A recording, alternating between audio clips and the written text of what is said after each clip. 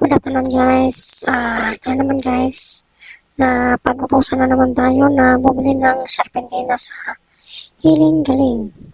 Yeah. Pupunta tayo ngayon guys. Samahan niyo ako guys. Para tutor ko kayo papunta doon. Kung paano pumunta doon sa serpentina.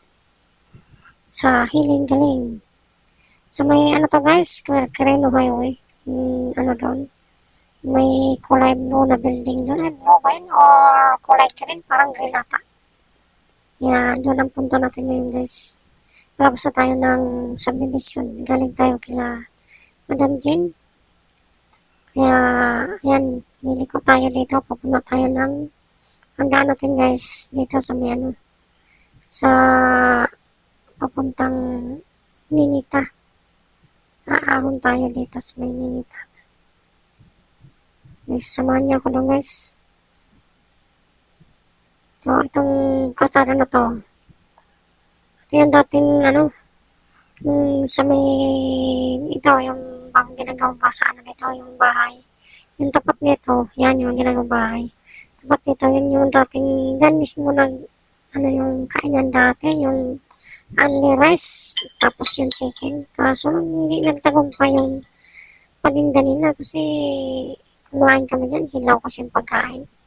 Hilaw yung bigas, tapos yung manok na niluluto nila. Hilaw din, kaya hindi tinangkili. Parang lumaos agad. Sayang lang.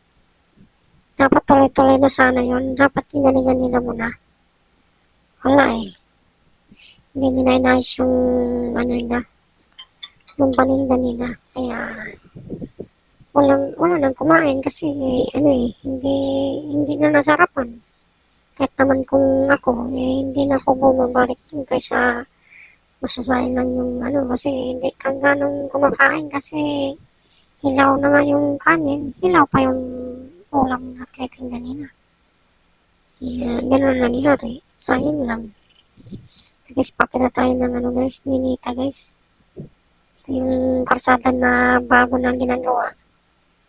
Ginawang parkingan na kasi ito dito ng mga sasakyan.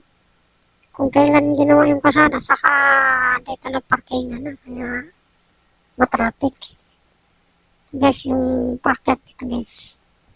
Kasi nga na yan dyan, may traffic din mismo. Dito, banda, kasi may patay dito sa gilid. Yung ano na yun, may trapal na yan, yung tent na yan, may patayan dyan, kaya minsan matraffic dito.